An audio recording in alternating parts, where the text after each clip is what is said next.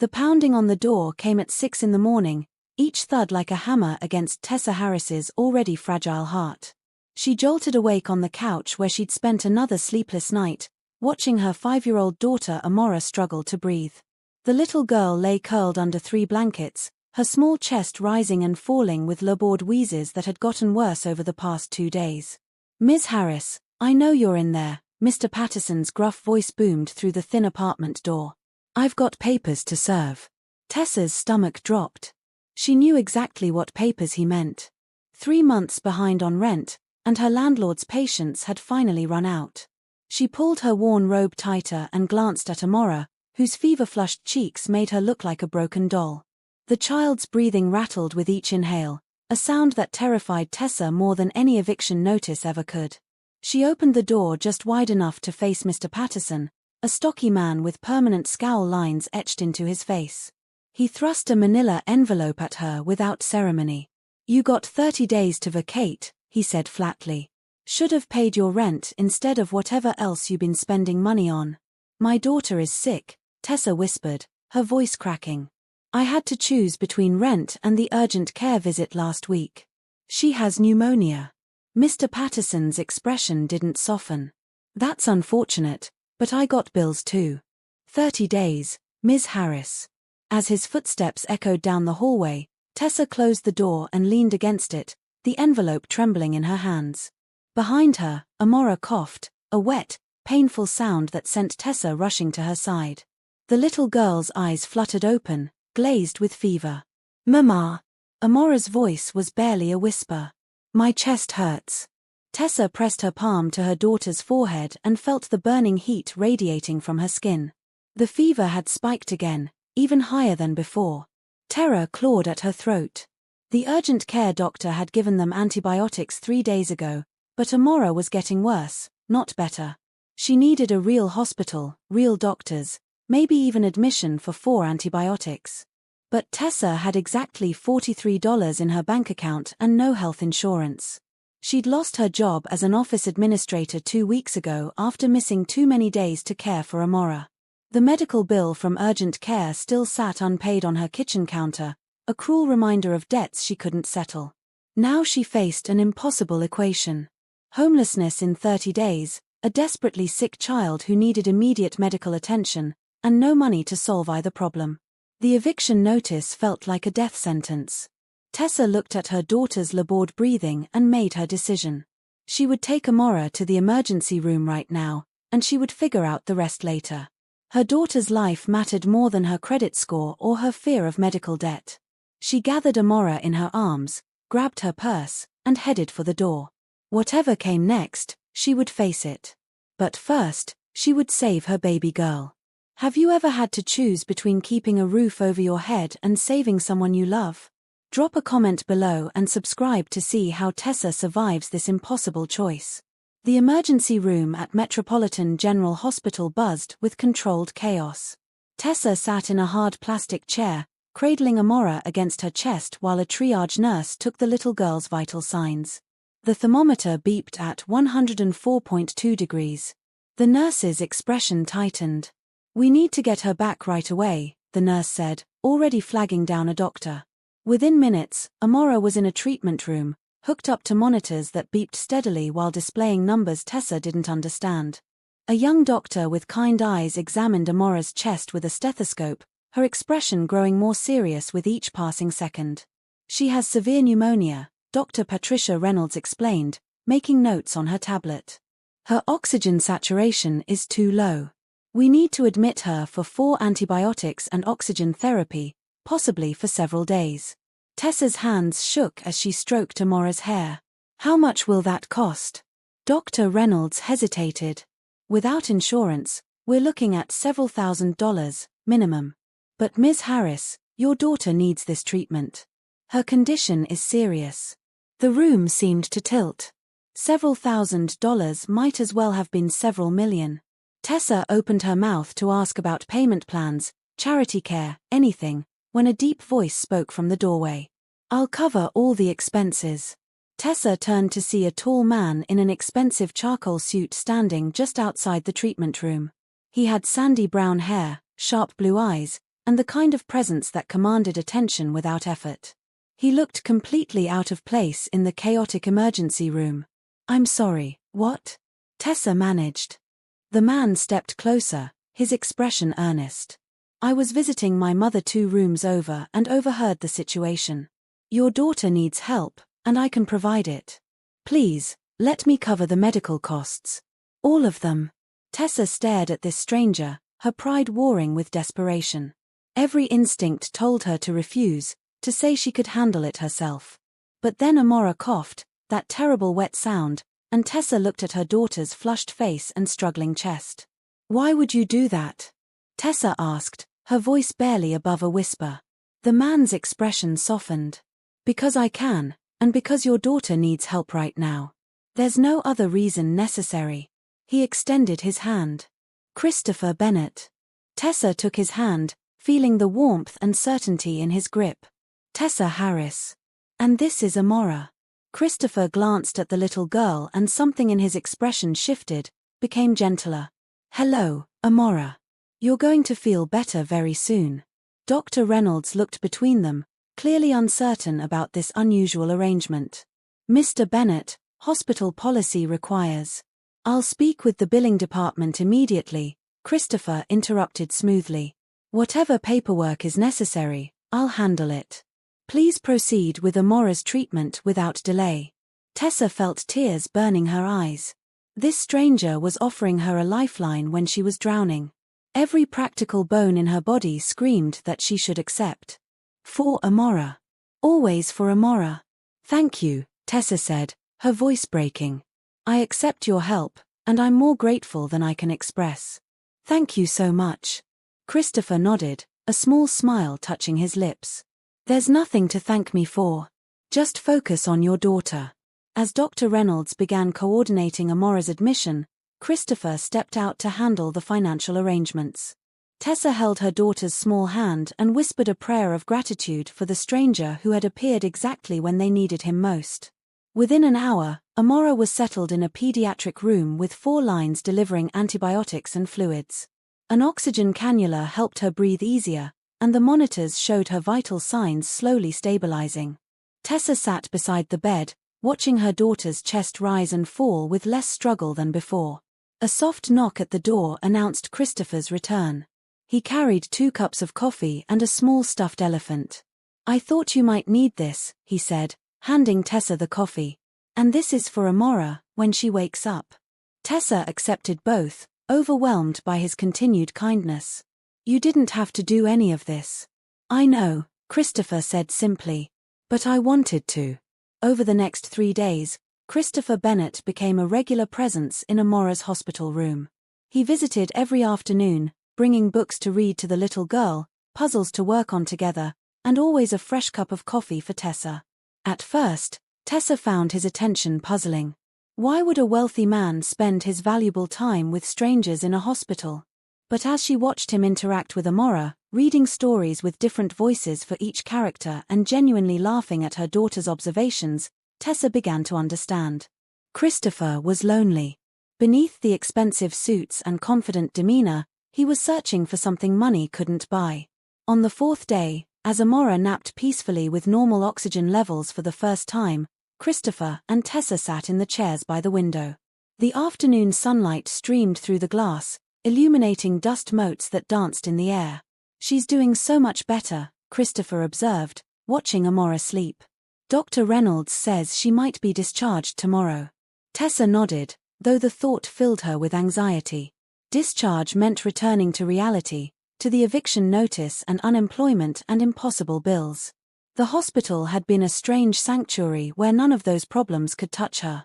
"I need to find a job," Tessa said quietly. "I lost my position as an office administrator because I missed too much work taking care of Amora. And now with the medical bills and the eviction." She stopped, not wanting to burden this kind man with her problems. Christopher was quiet for a moment. Then he turned to face her directly. "I have a proposition for you. I need someone to manage my household staff. My current estate manager is retiring, and I've been interviewing candidates for weeks without finding the right person. The position includes a residence in my guest house, full health benefits, and a salary of $90,000 a year. Tessa's breath caught. $90,000 was 3 times what she'd made at her previous job. And a place to live. It seemed too good to be true. "Christopher, I don't know what to say," Tessa began. "That's incredibly generous, but I need to be honest. I managed a small office, not a wealthy estate. I've never done anything like what you're describing. You're organized, detail-oriented, and you clearly know how to manage difficult situations under pressure," Christopher countered. "Those are the skills that matter. The rest you can learn. And frankly, Tessa, I trust you. That's worth more than years of experience." Tessa looked at her sleeping daughter, then back at Christopher. Her pride wanted to question whether she deserved this opportunity, but her practical side knew this was the answer to prayers she'd been too tired to voice. "Then I accept," she said firmly. "With enormous gratitude. When would you need me to start?" Christopher's smile was genuine and warm. "Take a week to get Amora fully recovered and settled. Then we'll get you both moved into the guest house. It's a 2-bedroom cottage on my property with a full kitchen and private yard. Amora will love it." Tears spilled down Tessa's cheeks before she could stop them. "You're giving us a home and a future. I don't know how to thank you." "You just did," Christopher said softly. "And Tessa, you'll earn every penny of that salary. I'm not doing you a favor. You're solving a real problem for me." That evening, after Christopher left, Tessa held Amora close and told her daughter about their new beginning.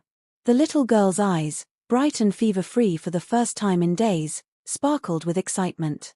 "Will Mr. Christopher be there?" Amora asked. "He lives in the big house on the same property," Tessa explained. "So yes, we'll see him often." Amora smiled, a real smile that showed her missing front tooth. "Good. I like him, Mama. He reads stories funny." Tessa laughed, the sound rusty from disuse. For the first time in months, she felt hope blooming in her chest. They had a future now. A real chance at stability and security. And it was all because a stranger had chosen kindness when it mattered most. The Bennett estate took Tessa's breath away. Located in the exclusive Riverside neighborhood, the property sprawled across 5 manicured acres. The main house was a 3-story colonial mansion with white columns and black shutters, elegant without being ostentatious. Behind it, connected by a stone pathway through gardens bursting with late spring blooms, sat the guest cottage. Tessa pulled her battered sedan to a stop in front of the cottage, and Amora pressed her nose against the window, eyes wide with wonder. "Mama, is this really ours?" Amora breathed. "For as long as I work here, yes," Tessa confirmed, her own voice filled with awe. The cottage was charming, with pale yellow siding and white trim around multi-paned windows. A small front porch held 2 rocking chairs and a hanging basket of purple petunias. Christopher emerged from the main house as they climbed out of the car, dressed casually in jeans and a navy blue shirt. "Welcome home," he said, handing Tessa a set of keys. "I took the liberty of having the cottage furnished and stocked. I hope that's all right." Tessa unlocked the front door and stepped inside to find a beautifully appointed living space. The furniture was comfortable and tasteful, the kitchen gleamed with new appliances, and fresh flowers sat on the dining table. Everything spoke of careful thought and generous preparation. "Christopher, this is too much," Tessa started, but he held up a hand. "It's exactly what my estate manager needs," he said firmly. "Your comfort and Amora's happiness are important to me. Please, just accept it and settle in." Tessa swallowed her protests and nodded. "Then thank you. This is more wonderful than I could have imagined." Amora had already discovered the smaller bedroom, painted a soft lavender with white furniture and shelves already stocked with books and toys. Her delighted squeal echoed through the cottage. "I had my assistant research age-appropriate items," Christopher admitted, looking slightly embarrassed. "I hope I got it right." "You got it perfect," Tessa assured him. "She's going to love it here." Over the next few hours, Christopher helped Tessa unload the few possessions they'd brought from their apartment. It was a depressingly small amount for an entire life, but Tessa refused to feel ashamed. They were starting fresh, and that meant traveling light. As they finished, Christopher showed Tessa through the main house, explaining her duties. She would oversee the housekeeper who came 3 times a week, coordinate with the gardening service, manage grocery deliveries and household supplies, and handle any scheduling needs for maintenance or repairs. It sounds like a lot, but you'll find your rhythm quickly, Christopher assured her. And I'm here if you need anything. That evening, after Tessa had made dinner in her new kitchen and tucked Amora into her new bed, she stood on the cottage porch watching the sun set over the gardens. The air smelled of roses and fresh-cut grass, and she could hear crickets beginning their evening song. She'd never lived anywhere this beautiful. Never imagined she could. A figure approached through the gardens, and she recognized Christopher's easy stride. He'd changed into running clothes and was clearly finishing his evening exercise. Settling in okay? He asked, stopping at the bottom of the porch steps. More than okay, Tessa replied. Christopher, I need you to know something. When I say thank you, I mean it from the bottom of my heart. You've given Amora and me a chance at a real life. I won't take that lightly. Christopher's expression was serious in the fading light. Tessa, I have more money than I could spend in 10 lifetimes. What I don't have is purpose beyond making more money.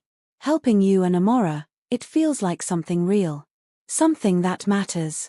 So maybe we're helping each other. He gave her a small wave and continued toward the main house, leaving Tessa with thoughts that tumbled over each other. She'd assumed Christopher was simply being charitable, but what if he was right? What if this arrangement benefited them both? Inside, she found Amora had gotten out of bed and was looking out her window at the gardens. Mama, this is like a fairy tale, Amora whispered. Tessa hugged her daughter close. Maybe it is, baby. Maybe it is. 3 weeks into her new position, Tessa had transformed the household management into a well-oiled operation. She'd created digital systems for tracking expenses, coordinated with all the service providers to optimize their schedules, and even renegotiated some contracts to save Christopher money without sacrificing quality. But the most unexpected development had nothing to do with her job performance. It started the first week when Amora, bored while Tessa worked in the main house office, wandered into Christopher's study where he was supposed to be reviewing quarterly reports. Tessa had rushed to retrieve her daughter, apologizing profusely, only to find Christopher and Amora sitting on the floor building a tower from his expensive leather-bound books. I'm so sorry, Tessa had said. Amora, you know you're supposed to stay in the cottage when Mama's working. Actually, I invited her in, Christopher interjected. I heard her singing in the hallway and realized I'd rather spend time with her than look at profit margins. From that day forward, it became routine. Every afternoon around 3, Amora would knock on Christopher's study door, and he would set aside his work for tea parties, story time, or elaborate games of pretend. Tessa watched this unlikely friendship develop with a mixture of gratitude and confusion. One Thursday afternoon, Tessa finished her tasks early and went looking for Amora. She found them in the library, Christopher sitting cross-legged on the floor while Amora carefully applied plastic jewels to his hair, transforming him into what she called a princess businessman. You have to stay very still, Amora instructed seriously. Princesses don't wiggle. Yes, Christopher replied, his expression solemn even with pink sparkly clips adorning his hair. Tessa couldn't help but laugh. This was Christopher Bennett, a man whose name appeared regularly in financial publications, who commanded a business empire worth billions. And here he sat, patiently being decorated by a 6-year-old girl with unwavering dedication. Christopher caught her eye and grinned, looking younger and more relaxed than she'd ever seen him. Apparently, I'm attending a royal ball later. Very exclusive. Only the most important people are invited, Amora confirmed. And Mama, you have to come too. What followed was an hour of elaborate pretend where Christopher's mansion became a castle, and the 3 of them were royalty attending a grand celebration. Christopher threw himself into the game with surprising enthusiasm, complete with terrible British accent and dramatic bowing. When Amora finally tired out and curled up on the library sofa for a nap, Christopher and Tessa sat in comfortable silence, watching the little girl sleep. I've been thinking, Christopher said quietly. I've built this enormous company, accumulated more wealth than I need, and worked 80-hour weeks for the past decade. But I've never felt as content as I do reading bedtime stories to Amora. Tessa studied his profile, seeing the weariness beneath his usual confidence. "When's the last time you took a vacation?" "I honestly can't remember," Christopher admitted. "Work has been my entire life. It's what I'm good at, what I know how to do.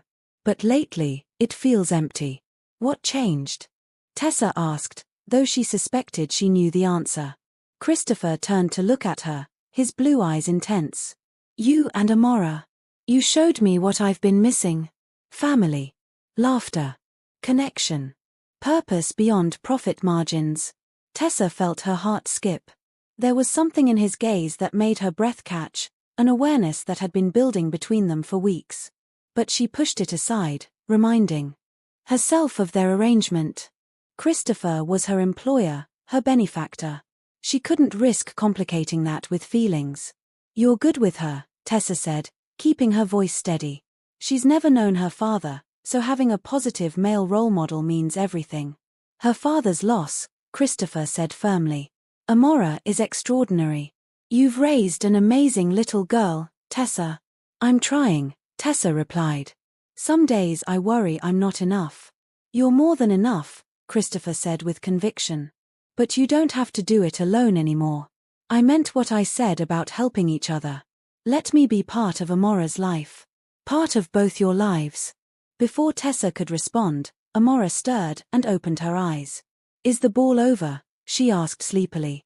"I think so, sweetheart," Tessa said, standing to gather her daughter. "Time to head back to our cottage."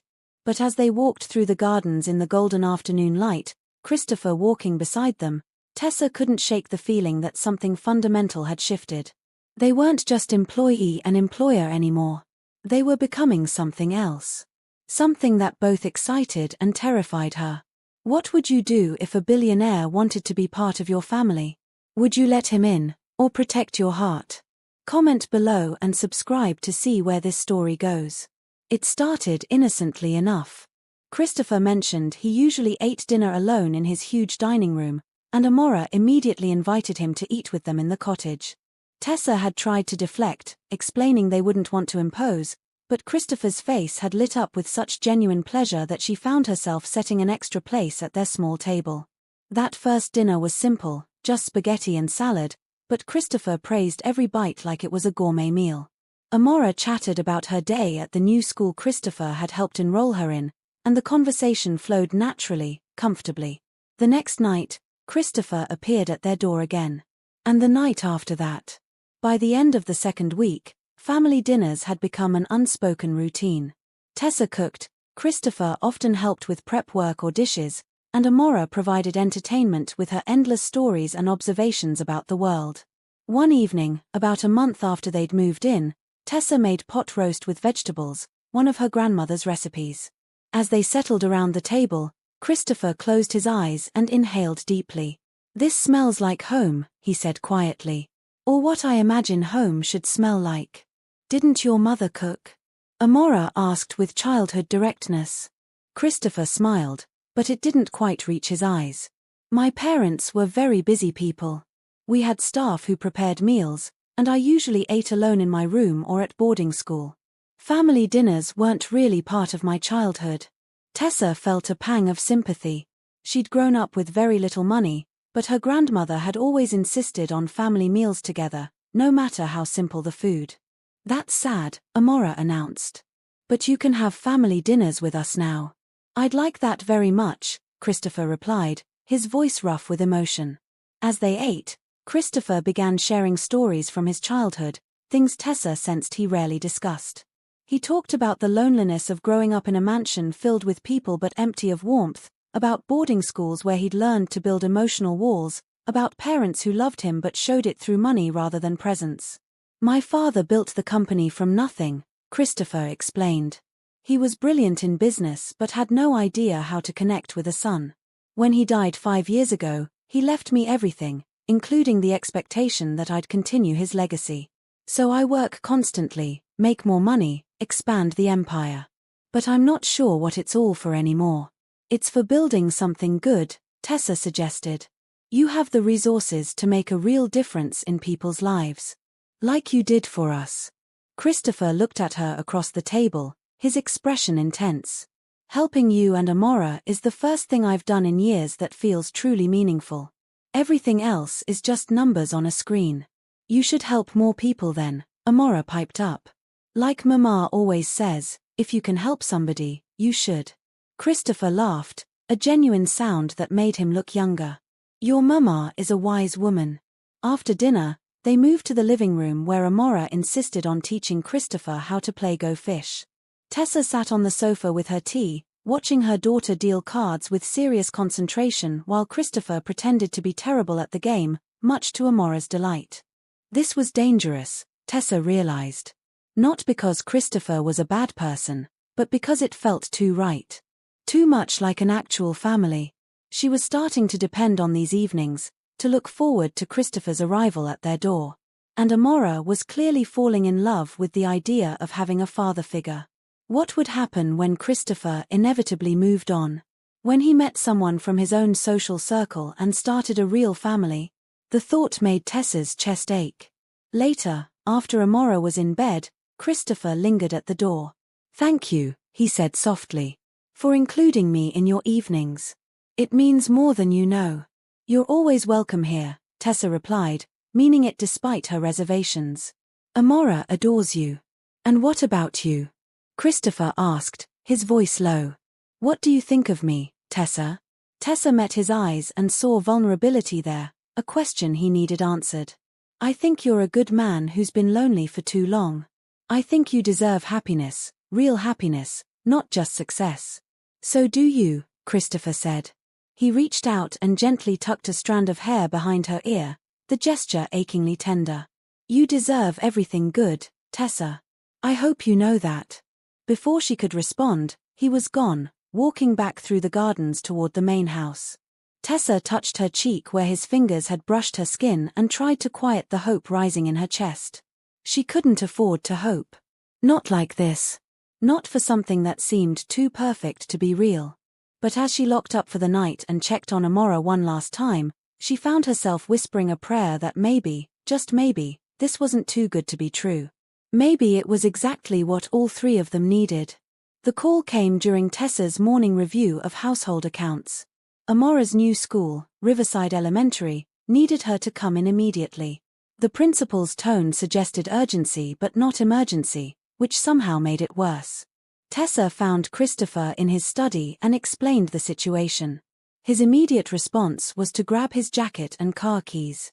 I'm coming with you, he said, brooking no argument. At the school, they found Amora sitting in the principal's office, her eyes red from crying. She launched herself into Tessa's arms the moment they entered. I didn't do anything wrong, Mama, Amora sobbed. I promise. Principal Morrison, a thin woman with severe glasses, explained the situation. A group of fifth-grade girls had been teasing Amora about her hand-me-down clothes and the fact that she lived in a servant's cottage. The bullying had escalated to them hiding Amora's lunch and tearing one of her library books. Tessa's blood boiled. What's being done about these girls? They've been spoken to, Principal Morrison said. But Ms. Harris, I think we need to address the underlying issue. Riverside Elementary serves a very diverse population, and unfortunately, class differences can sometimes lead to these situations. Christopher, who had been silent until now, spoke up with ice in his voice. Are you suggesting this is somehow Amora's fault for not being wealthy enough? Principal Morrison backtracked quickly. No, of course not. I'm simply explaining the reality of. The reality is your school has a bullying problem that you're not adequately addressing, Christopher interrupted. What specific measures are you implementing to protect Amora? The meeting continued, but Tessa could see Christopher's jaw tightening with frustration. The school promised to monitor the situation but offered little concrete action. In the car afterward, with Amora quiet in the backseat, Christopher turned to Tessa. I want to enroll her in Westfield Academy. It's where I went, and they have a zero-tolerance policy for bullying. The education is exceptional, and Amora would thrive there. Tessa's first instinct was to refuse. Westfield Academy was the most exclusive private school in the state, with tuition higher than most college costs. Christopher, I can't possibly afford. I'm not asking you to, Christopher said firmly. I'll cover all expenses. Tuition, uniforms, supplies, everything. Amora deserves to be in an environment where she's valued and protected. Tessa looked back at her daughter, who was staring out the window with an expression far too sad for a 6-year-old. She thought about her initial instinct to refuse out of pride, and then remembered her own rule: when someone offers help, especially for Amora, accept it with gratitude. Then yes, Tessa said. And thank you. This means everything. Christopher relaxed visibly. I'll make the calls this afternoon. She can start Monday. That evening, Christopher explained Westfield to Amora over dinner. The little girl's eyes grew wide at descriptions of the art studios, the science labs, the library that looked like something from a fairy tale. And no one will be mean to me?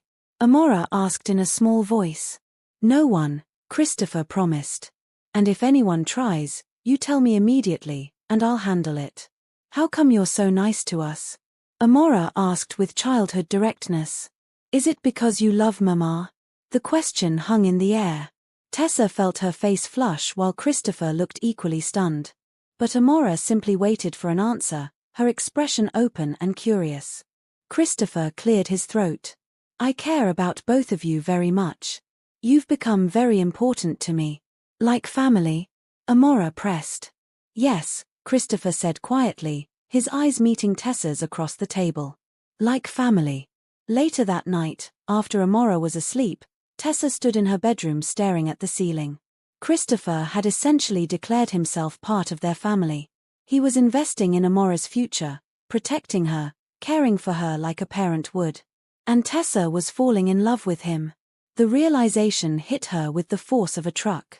Somewhere between the hospital and the tea parties and the family dinners, she'd fallen completely, irrevocably in love with Christopher Bennett. The question was, what was she going to do about it? Chapter 8, Falling in Love. Amora's first week at Westfield Academy transformed her. She came home each day bubbling with excitement about her teachers, her new friends, and the amazing things she was learning. The sadness that had shadowed her eyes after the bullying incident vanished, replaced by the bright, confident little girl Tessa remembered. Christopher picked Amora up from school every day, something he'd insisted on despite Tessa's protests that she could handle it. He claimed he enjoyed the drive and liked hearing about her day firsthand. Watching them together, Amora chattering away while Christopher listened with genuine interest, made Tessa's heart ache with longing. On Friday evening, 3 weeks after Amora started at Westfield, Christopher suggested they celebrate her successful transition with ice cream after dinner. They drove to a small parlor in town, and Amora insisted on trying at least 5 flavors before finally settling on chocolate chip cookie dough. They sat at an outdoor table under string lights, watching the sun set over the town square.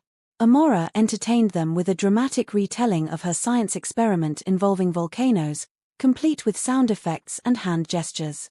You're going to be a scientist, Christopher predicted. Or maybe a performer. Possibly both. I'm going to be whatever I want, Amora declared confidently. Mama says girls can do anything. Your mama is absolutely right, Christopher agreed. As the evening wore on, Amora's energy finally flagged. She curled up against Christopher's side, her eyes drooping. Without thinking, he wrapped his arm around her and dropped a kiss on top of her head.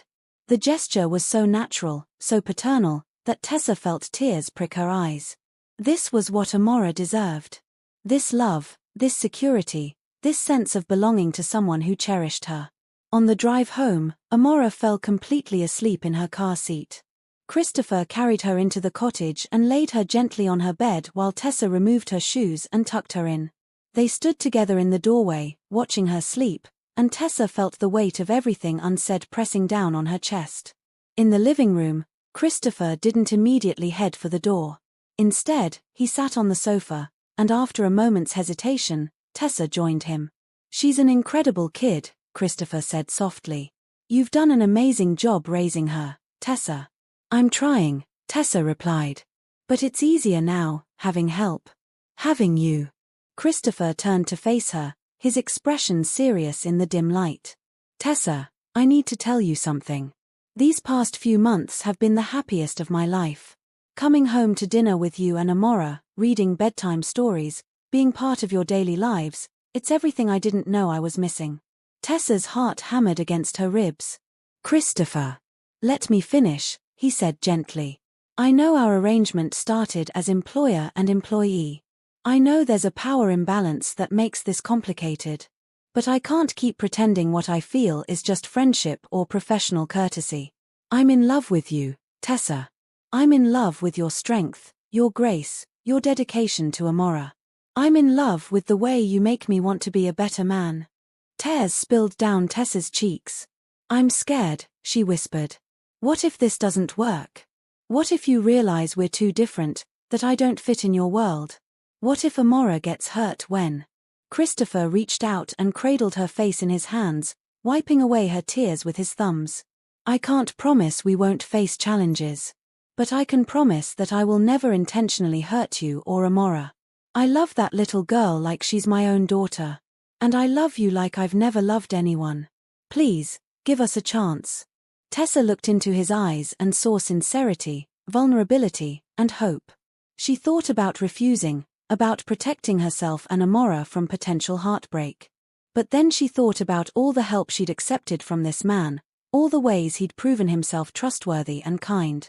If she could accept his financial help, his support for Amora's education, his presence in their daily lives, couldn't she also accept his love? I love you too, Tessa said, the words tumbling out like a confession. I've been trying not to, trying to keep things professional, but I can't help it. You've become part of us, part of our family. I don't want to imagine life without you anymore. Christopher pulled her close and kissed her, a kiss that tasted like hope and new beginnings. Tessa melted into him, letting herself feel the safety and warmth of being truly cherished. When they finally pulled apart, both were smiling, a little breathless. So what happens now? Tessa asked. Now we build a life together, Christopher said simply. The three of us. If you'll have me. We'll have you, Tessa replied, laughing through fresh tears. We'll absolutely have you. 6 months after that first kiss, Tessa woke up on a Saturday morning to find Amora bouncing on her bed with unusual excitement. Mama, wake up. Mr. Christopher says we're going on an adventure today. Tessa sat up groggily, noting it was barely 7 in the morning. What kind of adventure? He won't tell me, but he says to wear your prettiest dress and I get to wear my fancy shoes. Intrigued, Tessa got them both ready. She chose a simple blue dress that Christopher had once said brought out her eyes, and helped Amora into the lavender outfit Christopher had bought for her school's holiday concert. Christopher met them at the cottage door, looking handsome in dress slacks and a crisp white shirt.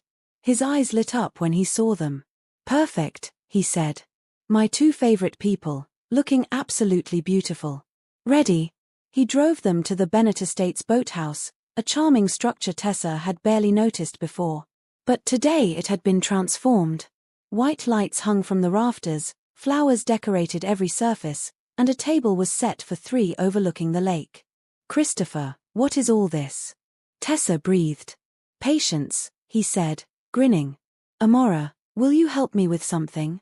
The little girl nodded enthusiastically, and Christopher handed her a small box. Together, they approached Tessa while she stood frozen in amazement. Christopher took both her hands. Tessa Harris, 6 months ago you changed my life. You and Amora showed me what truly matters. You taught me that wealth means nothing without people to share it with. You've made me happier than I ever thought possible. He knelt down, still holding her hands. Amora bounced beside him, clutching the box. I don't want to just be part of your lives anymore, Christopher continued. I want to be your family, officially and permanently. I want to wake up every morning knowing I get to spend that day with you. I want to read bedtime stories and help with homework and celebrate every milestone. I want all of it, Tessa. Will you marry me? Tessa couldn't speak through the tears streaming down her face, so she nodded frantically. Christopher stood and pulled a ring from the box Amora held, slipping it onto Tessa's finger. It was beautiful, an elegant sapphire surrounded by small diamonds. My turn, Amora announced. Christopher laughed and pulled out a second set of papers from his jacket pocket. Amora Bennett-to-be, I have a question for you too. Would you let me adopt you? Would you let me be your daddy for real? Amora's eyes went wide. Really? Like, for keeps? For keeps, Christopher confirmed. Forever and always. Amora threw herself into Christopher's arms with enough force to nearly knock him over. Yes, yes, yes. I always wanted a daddy. They collapsed into a group hug, all three of them crying and laughing at once. When they finally pulled apart, Christopher wiped his eyes and cleared his throat. I should mention, the adoption will need Tessa's legal permission too, obviously. But I wanted to ask Amora directly because this affects her life just as much. Yes, Tessa managed to say through her tears. To all of it. The wedding, the adoption, the family. Yes to everything. They spent the rest of the morning at the boathouse, eating the catered brunch Christopher had arranged and making plans for their future. Christopher wanted a small, intimate wedding within 2 months. The adoption paperwork was already in progress, pending Tessa's signature. He'd even started designing an addition to the main house that would be their private family wing. I want you both in the main house with me, Christopher explained. The cottage was perfect for getting to know each other, but I want us together completely now. One family, one home. Amora peppered him with questions about the wedding, insisting she be the flower girl and that they serve chocolate cake because all the best weddings have chocolate cake. Christopher agreed to every request with good-natured patience, and Tessa watched them negotiate details with her heart so full it might burst. This was real. This was happening. They were becoming a family. Later, as they walked back toward the main house, Amora between them holding both their hands, Tessa caught Christopher's eye over their daughter's head. He winked at her, and she smiled back, knowing she'd made the right choice months ago when she'd accepted his help. That first act of trust had led to this moment, to this future, to this love. Can you believe this beautiful family's journey? What do you think happens next? Comment your predictions below and subscribe so you don't miss the wedding. 8 weeks later, Tessa stood in the main house master bedroom, staring at her reflection in the full-length mirror. Her wedding dress was simple but elegant, ivory silk that flowed to the floor without unnecessary embellishment. Christopher had insisted on hiring a stylist, and the woman had created an understated updo that made Tessa feel like royalty. A knock at the door announced Amora's entrance, and Tessa gasped. Her daughter looked like a dream in her flower girl dress, a miniature version of Tessa's gown in pale pink. "Mama, you look like a princess," Amora breathed. "So do you, sweetheart," Tessa replied, kneeling to adjust Amora's flower crown. "Are you nervous?" Amora asked. "A little," Tessa admitted. "But mostly I'm happy. So happy." "Me too," Amora said. "Because after today, Mr. Christopher will be my daddy for real." The judge said so. The adoption had been finalized 3 days ago, a quiet courthouse ceremony that had left all three of them in tears. Christopher was now legally Amora's father, and in a few hours, he would be Tessa's husband. The ceremony took place in the Bennett Estate Gardens, surrounded by late summer roses and maybe 50 close friends and colleagues. Christopher's elderly mother sat in the front row, beaming with joy at finally seeing her son so genuinely happy. A few of Tessa's relatives had traveled to attend, and several of her friends from her old neighborhood sat wiping away tears. But Tessa's eyes were only for Christopher as she walked down the aisle, Amora preceding her and scattering flower petals with serious concentration. Christopher stood under an arch of white roses, and when he saw Tessa, his face transformed with such love that she nearly stumbled. The ceremony was brief and heartfelt. They'd written their own vows, and Christopher's voice shook as he promised to love, honor, and cherish both Tessa and Amora for the rest of his life. "You saved me," he said, tears streaming down his face. "Both of you. You showed me what life is supposed to be about. I promise to spend every day proving I'm worthy of your love." Tessa's own vows focused on gratitude and trust. "You appeared when we needed help most, and you never stopped giving. You taught me it's okay to accept love, to accept support, to accept the gift of someone who truly cares. I promise to build a beautiful life with you, to fill your days with the warmth and connection you've always deserved." When the minister pronounced them married, Christopher kissed Tessa with such tenderness that the small crowd erupted in applause. Amora tugged on Christopher's jacket and announced loudly, "Don't forget to kiss me too. I'm family now." Christopher laughed and scooped her up, planting a kiss on her cheek while she giggled. The photographer captured the moment, the three of them wrapped in joy and love. The reception was held in a tent on the lawn, with string lights creating a magical atmosphere as evening fell. There was indeed chocolate cake, per Amora's requirement, and the little girl made sure everyone knew it was her idea. During their first dance, Christopher held Tessa close and whispered, "I have one more surprise." "Christopher, you've already given me everything," Tessa protested. "Not quite everything," he said mysteriously. After the dance, Christopher clinked his glass for attention. When the crowd quieted, he pulled out a document and handed it to Tessa. "I've established the Harris Bennett Foundation," he announced. "It will provide housing assistance, medical care, and educational support to single parents facing financial hardship. Because I know firsthand how one act of help at the right moment can change everything." Tessa read through the papers with shaking hands. Christopher had seeded the foundation with $10 million and named Tessa as the director. It was everything she'd ever dreamed of doing if she had resources, a way to help others the way she'd been helped. "You're giving me a foundation," she whispered. "I'm giving us a purpose," Christopher corrected. "We can help hundreds of families facing what you faced. We can make sure no one has to choose between keeping a roof over their head and saving their child's life." Tessa threw her arms around him, sobbing into his shoulder. The crowd applauded again, though most people were crying themselves. Later that evening, as the party wound down and Amora dozed on a garden bench, Tessa and Christopher stood together looking out over the grounds. "You know what the best part is?" Christopher said quietly. "What?" Tessa asked. "In about 7 months, Amora's going to be a big sister." Tessa's hand flew to her stomach. "How did you know?"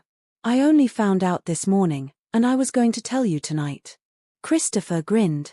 "I noticed you skipped the champagne and you've been glowing all week. Plus, you've been eyeing that spare bedroom with a very particular expression."